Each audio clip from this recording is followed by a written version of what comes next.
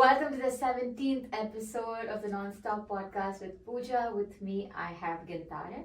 Gintarė has many laurels to her name, and she is a woman of the hour for me today. She's a psychologist, an anthropologist, a brave activist. So, Gintarė, welcome to the podcast. Would you like to introduce yourself? Yeah, thank you. I am Gintarė Liutkė. Currently, I'm a psychologist, but I also have two organizations now that both focus on menopause.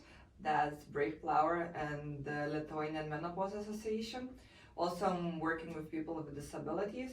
And in general, I have quite a broad background because I used to work with children. And then I went slightly into human rights, but it was more like volunteering, but still, when you spend so much time doing something, it's kind of weird, doesn't matter that it doesn't pay. And yeah, then I'm also studying now, so I do many different kinds of things, but now number one is menopause in my life. I mean, the topic itself, not the condition. Yeah.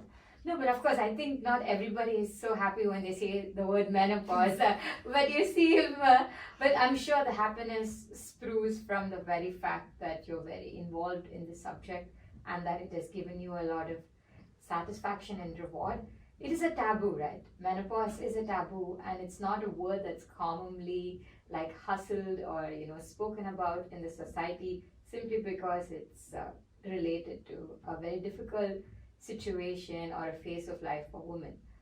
But let's just track back and let's learn your background before we go into what you do with menopause and women.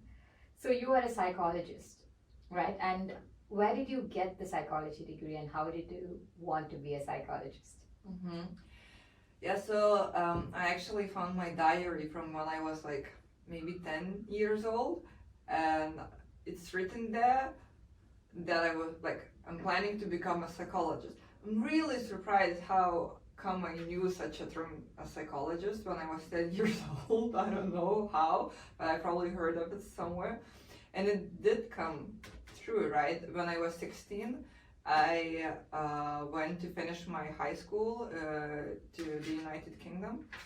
And one of the options to study was psychology. And I definitely knew I would do it. And I knew I would go and study it. So I kind of chose it at a higher level. And then I started studying it at university. I focused on positive psychology mostly.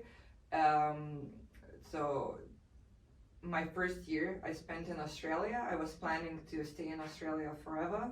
But stuff happened and I had to come back to Europe. And I always kind of knew that I would like to try living in the Netherlands. And lucky I was. Actually, there was a program in English to study psychology. So I went to Leiden and I finished my bachelor's and master's there. And then I had to come back during COVID to Lithuania.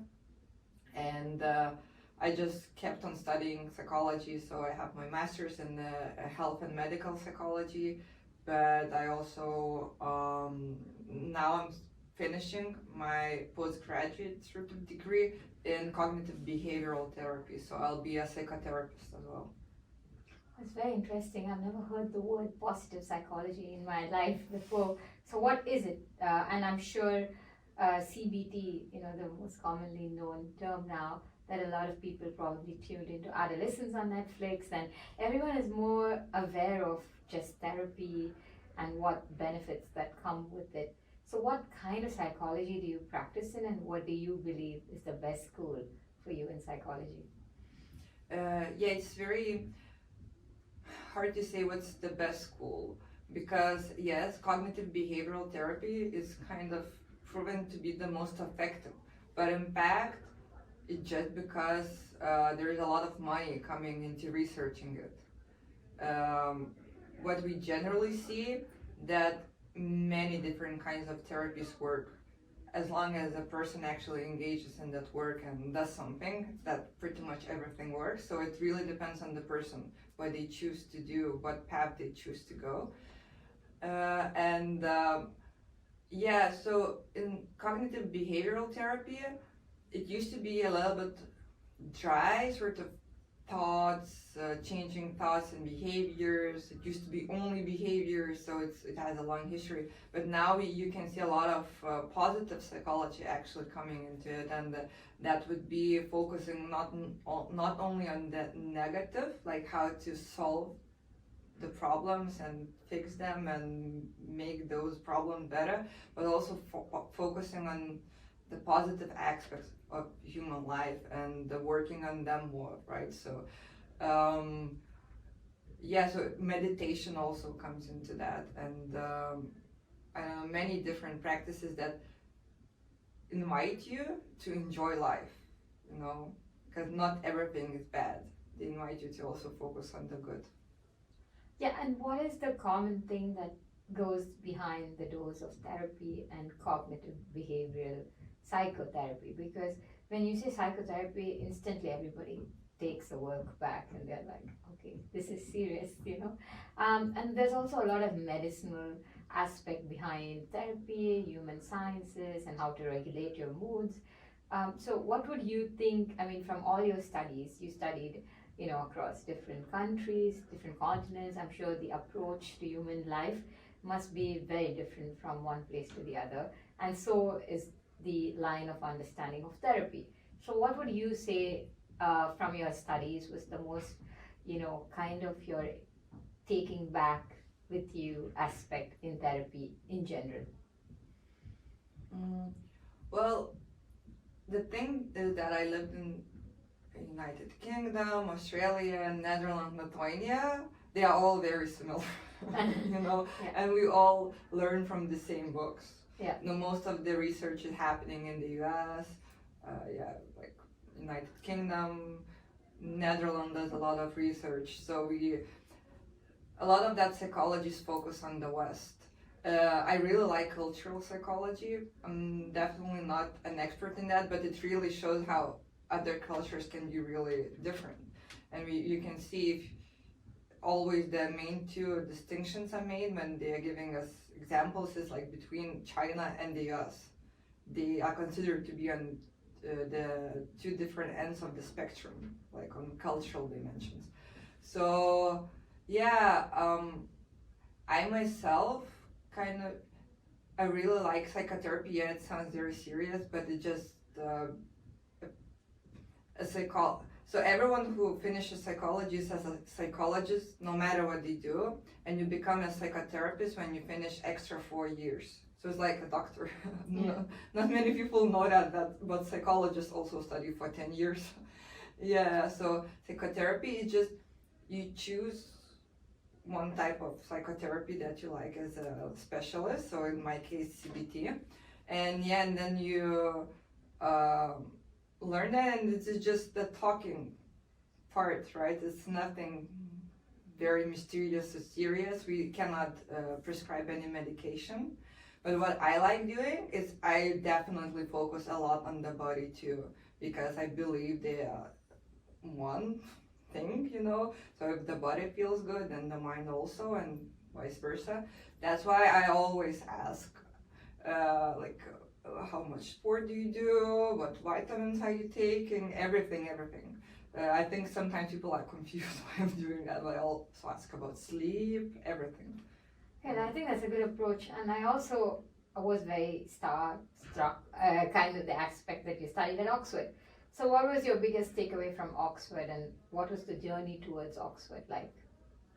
Yeah, so I didn't go there to university. I finished the international baccalaureate program there, but we did hang out a lot with the students.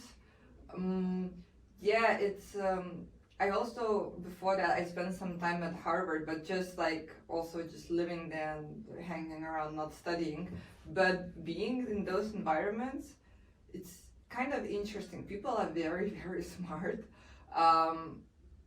You just want to listen to them. Like, it's really, I don't know, it's a really strange feeling. In general, I really like the atmosphere of any university. You kind of feel, that desire for knowledge, and everything is like in the air. You can definitely feel that when you're in Oxford.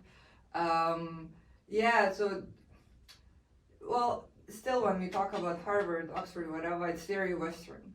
So yeah, of course, they are the ones usually writing the books and we are studying from them, but there is nothing too special that I really like learned and it opened up my life or whatever, but it's nice to be there. Yeah, and what would you say? You said you love cultural psychology, and I'm sure, we are all working towards being like the West, looking like the West, even, of a different ethnicity. I think it's so romanticized and it's the next wave of life. Everybody wants to be like the West. So much so in the world today that we have, more wars than we have, happier human beings. So as a psychologist, you come in and you're most relevant in today's space of time, because I'm sure 10 years ago or 15 years ago, therapy or just human sciences in general was given much lesser importance than, I don't know, in terms of like medical sciences. So I would like to ask, what if you have traveled a lot, and what was your cultural psychological difference that you found from the West to the East, if you had any observations? Yeah, my observations would be, yeah, so it's, first thing is that, we kind of, psychology is sort of led by the West and everything, and it happened because after all the world wars, they had so many people that had huge problems because they were fighting in the fields, right? PTSD, all those problems. That's why psychology became like needed. Now we see that it's needed not only because of the words, but I think every person should at least sometimes see a psychologist to discuss certain things and to sort some things out. Cultural psychology I like because, one step back is that, so West, but now we can see that people are more and more leaning into the East, right? Yeah. They realize that, The roots are coming from that. yeah, not even, okay, maybe not even, like, it's just, they're trying to become more in tune with the nature, you can see, many people started doing yoga or whatever, because it's not enough, like, you need to work on your sort of soul, whatever that means, you need to do something more to feel alive, and that's why all the philosophies that come from the East are sometimes so, I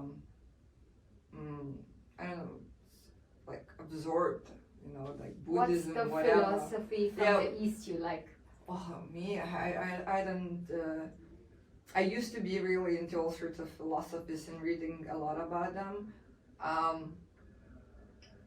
I wouldn't say I have any like favorite one. I think as you keep reading, you kind of always can pick one thing that you like and then incorporate that into your life. I did spend some time in India, and I was working with a doctor, that's a Ayurvedic doctor, and I really liked how they approach. So if there is a problem, they don't focus just on that problem. They focus on much more. It's like not a single thing that they work. It's not, I have like knee pain, then they will not look only at the knee pain. And I think this is what I really like about certain philosophies, that they talk about the connection between all different human parts, which we don't do in the West so much. Yeah, I think that's very lovely and it's well put. And I was also thinking, in reflection from what you said, that you work a lot with Ayurvedic, and you have an Ayurvedic background, and you learned a bit more on Ayurveda and how it affects or how it heals, a lot of therapeutic aspect. And you're from a part of a world where there's a lot of trauma. And there is even second generational trauma, and there is always in the edge of whether there could be a potential breakout of war. And this is for whole of Europe. Europe is always in a burning West situation. So what would you say that you took away the most in respect of Ayurveda and trauma? How does trauma work in like body, body pain, muscles? How does trauma translate to body? Yeah, so my experience with Ayurveda was many years ago, so I probably wouldn't even manage now to explain it through the Ayurvedic perspective. Too complicated for me, but in general, trauma, it's yeah, sometimes when we talk about trauma, we think like, oh yeah, so scary, so bad, but we don't even realize that that person will feel that trauma forever. Even when you're not thinking about it, the body is like has its registered somewhere. Because it's useful for the body to remember that, wow, something bad happened. I need to take this into account. I need to keep it in the body because that might happen again. I need to be prepared, right? So it's just like a survival mechanism for the body. And what we see, like if we go back to, let's say, childhood trauma and menopause, if you are a child and you experienced trauma, let's say, and not one, it's not that someone may, so, okay, example of a trauma would be parents divorced. Another example, you were like sexually abused, physically abused, you were not, you didn't feel loved, that's trauma. If you get 4 of those traumas, the chances of you being really sick later in life really increase. If you have 6 traumas in your life, in childhood especially, this is the most critical part because this is when the brain is forming. You have 6 of those, your chances of trying to commit a suicide increase by 3 to 6 times. So it's really, it goes with you through your life and it affects you later in life, especially in menopause, because in menopause the brain is being reorganized. You sort of get a new brain, and many brain structures, they are changing, and like amygdala, which is responsible for the emotions, it becomes reactivated, and those things that you had experienced as a child are starting to come back, and you cannot really distinguish like what is happening, when did it happen, you're asking yourself. You kind of know that it happened 40 years ago, but you are starting to feel it again. And those women start to have way more menopause symptoms compared to those who have no trauma history. So it really affects you, and it might come back later in life even stronger because the brain is restructuring itself. So yeah, trauma, it's really sort of, it is with us forever and ever. You can work on it, yeah, but you never know when it might come back. Something might trigger it, the brain starts changing structures, and you're like again facing that PTSD that you maybe have forgotten now. Yeah, I think this is so amusing for me. And you said it so elaborately and well that I only want to ask you more questions and pick your mind on it. Yeah, I really want to say a lot. It's really difficult for me to even control myself.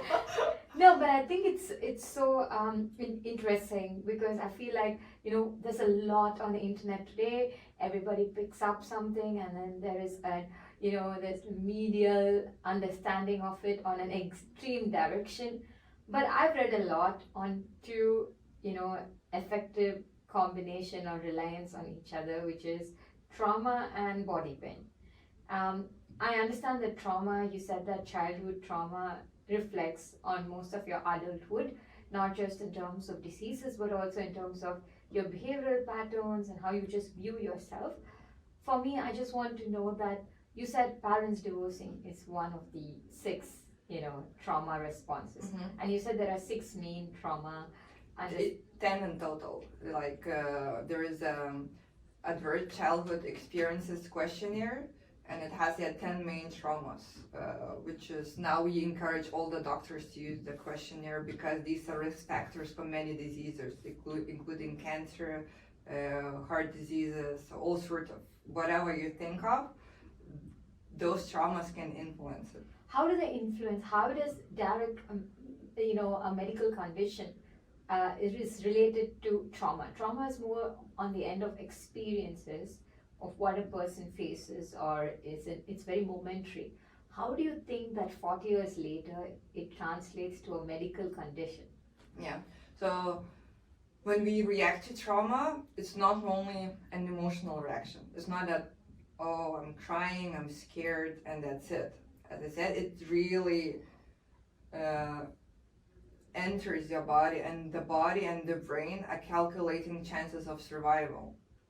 And what happens is that it's a stress response, basically. And it's not that easy to turn it off, especially if the person is not perceiving any safety. So let's say, yeah, the trauma happens, it's very scary, and there are certain protective factors that could help deal with it. So loving parents, I don't know, psychological help, well, whatever you can think of, I don't know, that would make a child feel safe, right?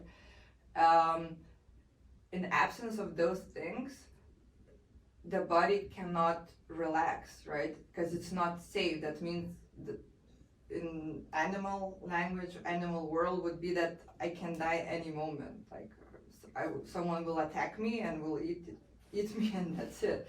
So the body is, just looking around, is very alert, and that is stress response. And stress is not good, right? All the cortisol, whatever, increases, and we know that such things, you lose all the balance, hormonal balance, everything. So the systems are now overworking. The brain is overworking. The brain starts to interpret different signals not the way it should interpret, because the brain perceives it as danger. So basically, in short, the body is working to protect you from further danger. And that means the stress response never stops, and it wears the system off. Yeah. Yeah, let's ask like a fun quiz. So those who are listening to this podcast and are at this point, I'm sure they're really into it, just on a very colloquial sense. For example, I'm in my early 30s, somebody who's listening to it, or late 20s. I have a lot of back pain. There could be, of course, a sport reason, probably into some injuries and etc., etc. But just a back pain that comes out of nowhere. What is a trauma response according, to kind of like behavioral sciences, just as a back pain? What trauma would you relate it to?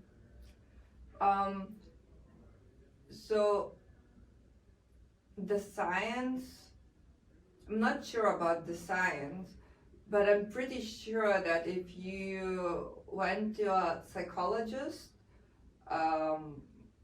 not just a regular psychologist, the one who's interested in more topics and is more into spiritual stuff or whatever, they would ask you to examine your thoughts, they would assess your trauma to see if you actually had trauma, how much of it, how many traumatic experiences.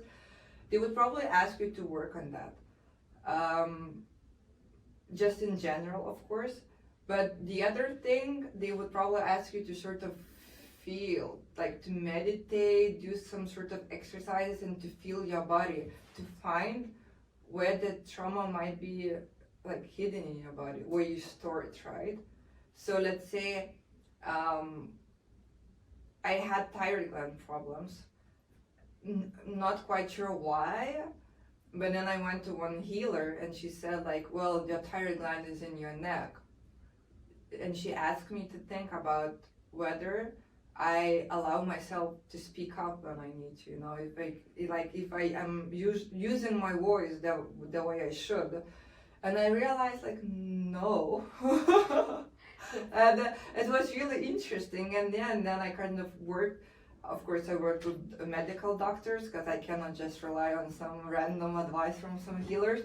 But then as well, I started working on myself and speaking up. And I thought, now I don't have that problem. Thyroid gland problem is solved. So the back, well, I don't know, maybe you're just storing really a lot of tension there, and meditation or some sort of practice like that could help with that? Yeah, I think it's so interesting because, especially I come from India and they really rely a lot. I mean, our generation is kind of like completely, I would say almost the West. We think like the West, we act like the West, we live on the internet. So I think our generation, everybody is an internet generation. But a generation before, if we had any kind of, health ailments like fever or like, the immediate answer would be like, oh, not okay, take this medicine, you'd feel better, but what did you do? What did I do? And there is a saying in India or like Indian just historical medicine or beliefs that everything comes from the grandma's secret relief structure. Mm-hmm. So the grandma always has a relief to offer for you, and you can think, oh, how much was the grandma educated? Probably, I don't know, a third grade dropout. How did she come up with this? But she accumulated a lot of these behavioral understanding from the previous generation. And I think in today's world, we often like only go with medical sciences, which is accurate. But also what you did was you did a preemptive or like a pre-measure on understanding the healing aspect as well. And which makes me understand how well the mind and body works. Because we underestate it too much. I think we all like put a lot of stress on the body, and then the mind reacts to us in a different way. They're like, oh, you think you're stressing the body? Let me teach you how the body is stressed, and then you feel pain. So thank you so much for elaborating that for us. I think it was, I don't know, for me it was like inspiring almost to listen to how this works. But now I have to turn to the page where I discuss about all the incredible work that you're doing at the moment for menopause, for pre-menopause, and also for women. You have an NGO called Brave Flowers, and you are also a founding member of the Lithuanian Menopause Association. This is incredible. I'm in my late 20s, and I've suffered with a medical condition which couldn't be diagnosed called vaginismus. Not very often that I had the courage to talk about it, because for the longest time I've been a child that has been completely healthy, or a young adult or a woman. And then when the condition happened to me, I was not able to explain to anyone, which was near and dear to me, that I have vaginismus, and it has nothing to do with my body, but it has something to do with my mind. Yeah. So it was, then I realized how important subconscious mind is. And it's a very interesting but a very scary place. So I'm sure menopause or pre-menopause has a lot to do with subconscious mind. And congratulations for all your efforts. So I will let you take the stage and let us, be, empowered with your knowledge on how you came upon this activism of menopause, how men see it, what women actually go through it, and why do women end up with pre-menopause? Yeah, so so thank you. It's kind of crazy because every person born with the ovaries will have menopause. And then when we think about this fact now that we founded the Lithuanian Menopause Association only a month and a half ago, it's that new. It makes me go like, what? Like half of even more than half of the population of Lithuania is women.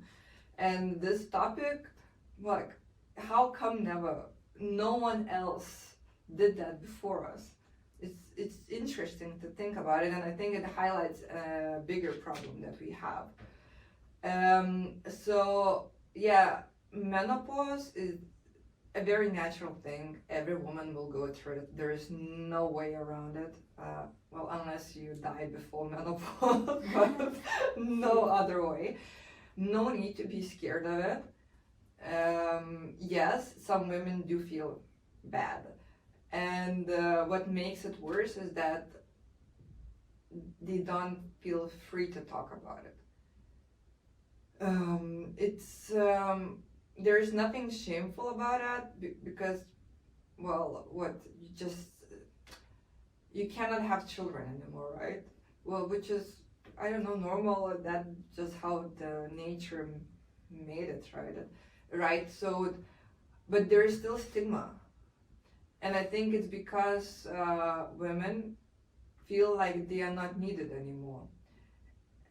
And it's not that they themselves came up with this idea that they are not needed anymore, not useful anymore. It's basically the society made them feel this way.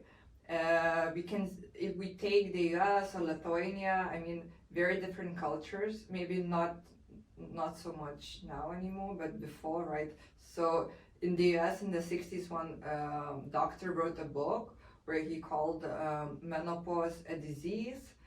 He said that when the woman enters menopause, she's not a woman anymore, right? But not a man either, but not a woman, right? And that she becomes really not beautiful and kind of useless and things like that.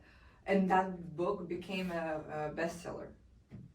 So many women and men read the book, and they thought like, wow, menopause is the end. Like, not the woman is no longer beautiful, useful, and everything.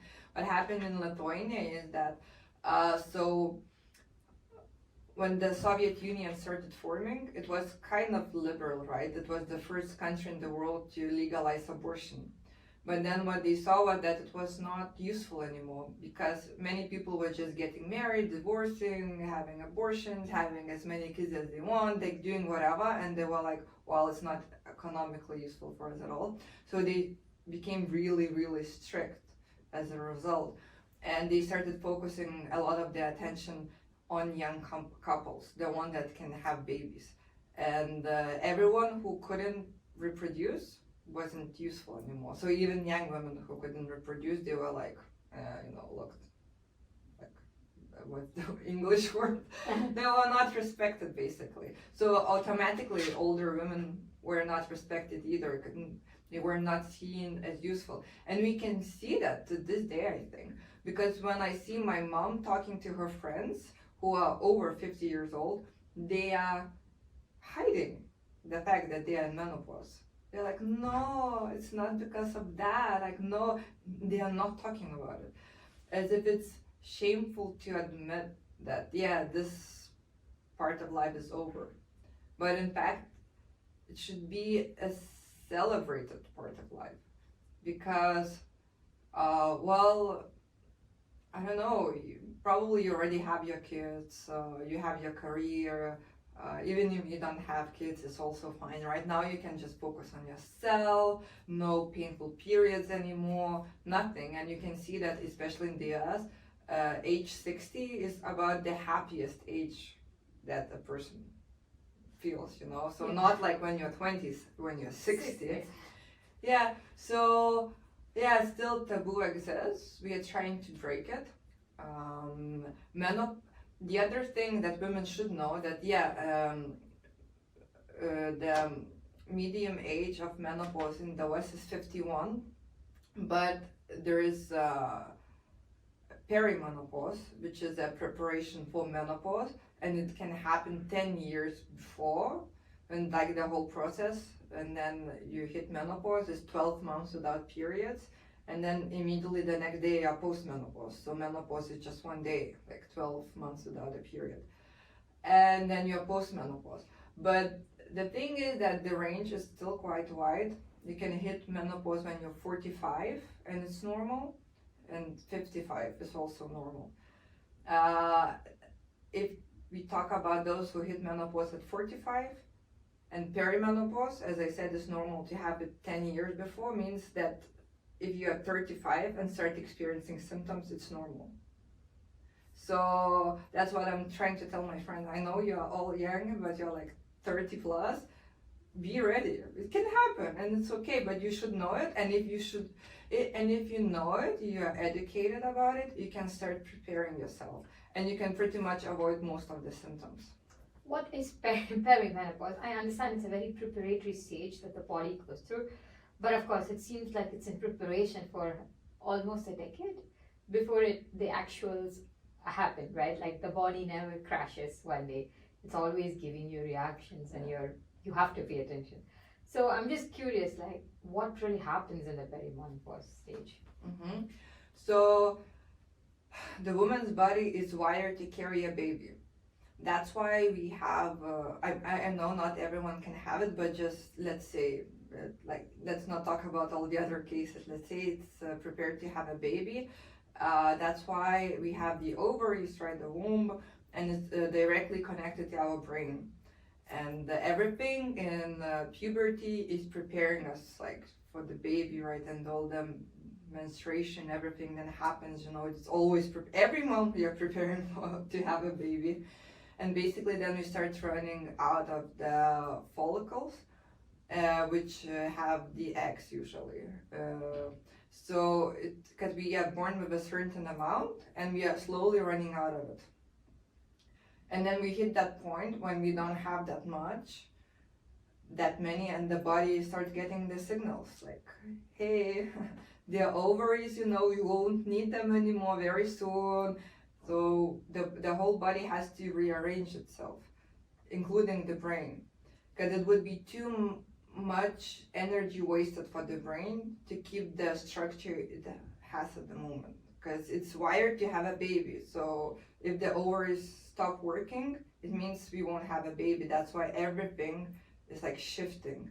And the ovaries are producing hormones. It's estrogen, progesterone, testosterone. Those are crucial for our health. They run most of our body, but we are running out of them. So the body comes into a shock, and it takes a while for the body to get used to living without those hormones. Or, they don't just vanish.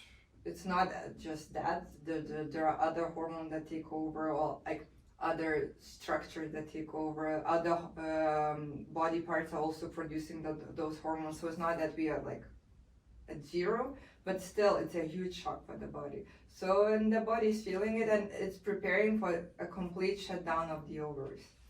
Wow. that was like in my head. I was like imagining a whole war, that the body is fighting. And yeah, I also would like to kind of like just track a little back. So you say that the preparation stage is called perimenopause, and then the menopause happens. So, and I'm sure in like today's world, everybody wants to look younger, and everybody wants to feel younger, and to an unnatural extent that they are revising their youth to an extent that they are getting like procedures, harmful, not so harmful, on their faces, on their body, on their outer appearance. I'm sure, in order to avoid wrinkles, we use like, niacinamide and retinol and all of that. I'm sure the estrogen and the other, the body chemicals that you said is very important to us. Do you, in your, activism, not just say that be mentally prepared? Because when somebody says be mentally prepared, you start to overthink. But what would be the right approach is that you're kind of like working towards, protecting yourself. So do you suggest a certain set of activities that women do in their late 30s, and when they start feeling that the periods are stopping, and what kind of like betterment that you can do to your health? Do you have to eat a certain way? Do you have to do anything certainly, or nothing at all? Yeah, so I see a lot of courses where they teach you how to eat according to your menstrual cycle, like what sports to do, and you have to keep changing it every week.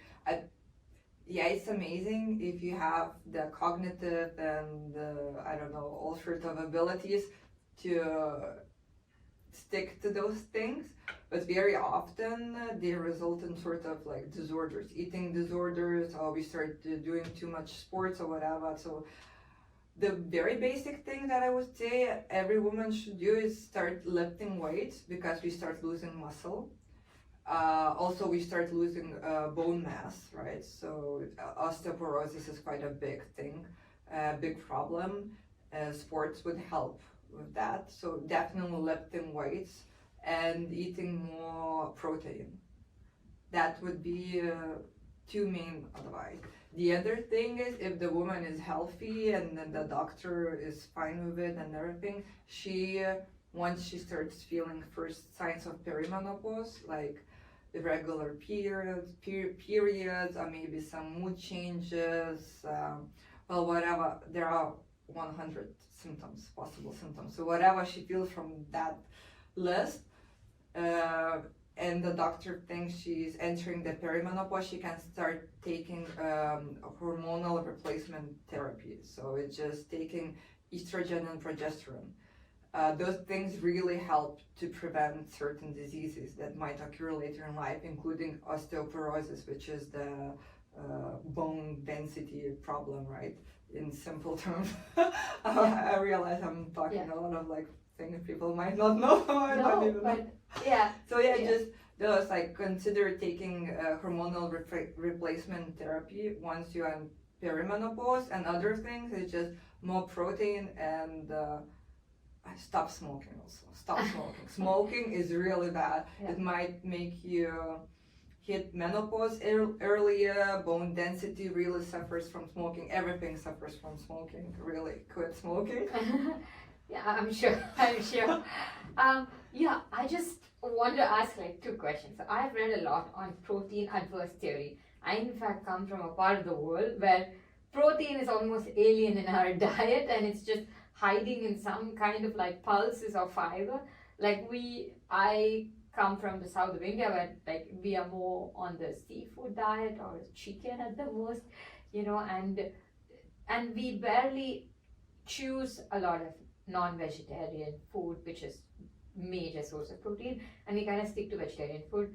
And I realized that once I moved countries, I have to eat protein to survive because of the cold. I also have read a lot of adverse theories on how overconsumption of protein could like make you feel like, like your body could feel like acid reflux and like a lot of associated symptoms. And also you spoke about hormonal therapy. I'll ask 2 questions in one go. So how do you, like, is it like injections that you get for these, like diminishing estrogen levels and all of that, or is it like in terms of medical other tablets or something like that? Yeah, so talking about protein, it's a different story a little bit in Asia. We see women might experience different symptoms, especially those who eat soy products, because those kind of have estrogen. In India, women hit menopause earlier, on average. I think it's 46 compared to the West 51. I think I might be mistaken, but it's definitely earlier. Not sure why. Might be because of pollution, maybe some health things, maybe diet, so many different theories. But in the other story also is that many people in Asia cannot really like digest lactose that well. But people in the West, so I'm not, I don't know, in general, what they see is people don't eat enough protein. And there are a lot of scared that, it will ruin, I don't know, your kidneys, liver, whatever, I don't know. But in general, they see that if you're a healthy individual, it's fine to eat more. So unless you feel, I don't know, digestion problem, then probably you should, or you should ideally consult with your doctor, not listen to a podcast and make the decision, but So but I don't know, with protein in general, as you age, you need to eat more and more because you lose muscles, you lose your bones, you need to keep up. Otherwise, it might end in a disability, right? Because if you break your bone, especially a hip, like a lot of people, 40 people then have a disability for the rest of their life. 40% of people when they break a hip. That's a lot. And the risk of breaking a hip after menopause is quite high because you fall and the bone is weak and that's it. That's why I would really encourage women thinking about increasing their protein or also consulting with a doctor. Hormonal replacement therapy is not injections, it's usually tablets or gels or plaster. That's something that can be absorbed through the skin. This is the safest form because when you take a tablet, it has to go through all of your organs and it might cause some problems, like also problems with liver. But when you use it through skin, it really decreases risk of all sorts of diseases. The most talked about is breast cancer and like heart diseases or whatever. But in general, it's quite safe. And if you are a healthy woman, I would advise you to go on hormonal replacement therapy. Yeah, and of course, I have to talk about towards the very end of the podcast about your whole initiative and activism on not just bravely talking about it, because so many topics that we touched upon in the whole course of menopause or just trauma and sciences is still a topic, especially I have observed. I come from a nation of extrovertism. We speak our problems, we speak our happiness, we speak our sorrows. Everything is about the more you speak, the better you feel. In the West, there's a lot of individualism and internalizing. So I'm sure, like, even with menopause, even though it's more common to talk about difficult topics here, there's not a lot of kind of enough knowledge surrounding it, and you are kind of doing it. You are bridging the gaps. So what are your NGO's initiatives, and what do you feel like people should do when they have this thought process, or how can they, kind of be involved with the NGO, and what is all that cool stuff that you do with menopause? Yeah, so I started an NGO called Brave Flower because not many people were talking about it. Surprisingly, now in this year, like end of 2024 now, we see more and more doctors started talking about it, more podcasts, thank God, because there was nothing, literally nothing. So I started it, because no one was really talking about it, and there was no NGO dedicated to this. And I realized that we have to remind people that menopause is natural. You should talk about it. You must talk about it. Not everyone feels awful during this phase, but there are people actually suffering from it because the hormonal changes can be quite drastic. And it's not only about how you feel, but it can have long-term effects like osteoporosis and things like that, which is a huge problem. And women should know about it. They should be informed that if they don't take more protein, they don't do sport, they don't take hormonal replacement therapy, they are at risk of increasing osteoporosis, as well as depression. The risk of depression also increases. Many risks of diseases increases. Women should know it so that they could make a choice. Like maybe someone knows all the risks and says, no, I don't want that. I don't want HRT, the hormones. I will just live without them. I'll do some herbs and that's it, But they should be informed, and they are not informed. I see that very often. Women, when they call me and they're like, I'm 49, I don't know what's happening. I'm like, menopause is happening. So yeah, but I went to my doctor and she said that I'm still menstruating. That means it's not menopause. Like, yeah, but there's perimenopause, like preparation for that. And this is when you feel most of the symptoms. This is the most brutal part. Later on, it starts like evening out. So I realized that women don't know that, but I also realized that doctors don't know it. Yeah. That's why we now have a Lithuanian Menopause Association, which is for the doctors. And then Brave Flower now is for women. So that we have to educate both. Because, okay, let's say I have a woman calls me, I tell her like, oh, go to your doctor, talk about hormonal replacement therapy. And she goes to the doctor and the doctor says like, you're crazy. It increases the risk of cancer and whatever, go away. And that's it, that's the end of the story. So they have to be informed as well. So that's what I'm doing. And we have now more doctors joining us. Well, I think all of this is very exciting on your page, and I hope the Brave Flower has more flowers and they are more brave, like you are. You came and you put across such a brave front, and for me that I've interacted with you and I see you, you're very warm and you're more open to sharing, like really eccentric ideas in a very laughable manner. I think there's not a lot of aspect to serious topics like this, because every topic should be seen with a more on a solution front and a more embracing front, right? Because what happens when you lose something? You grieve and you go on, like life goes on. I think it should be a similar front, of course. In this case, luckily there are solutions. And I hope more people kind of like know the solutions and can make a decision. We've come to the end of the podcast, but I cannot leave you without asking my favorite question to every guest possible. What's the book that changed your life, and what's the one movie that did so? If you don't want to say a movie, you can say a person. Okay, so yeah, I'm not a big fan of movies. I started watching more of them during COVID. Oh, what a surprise, right? Yeah, I know.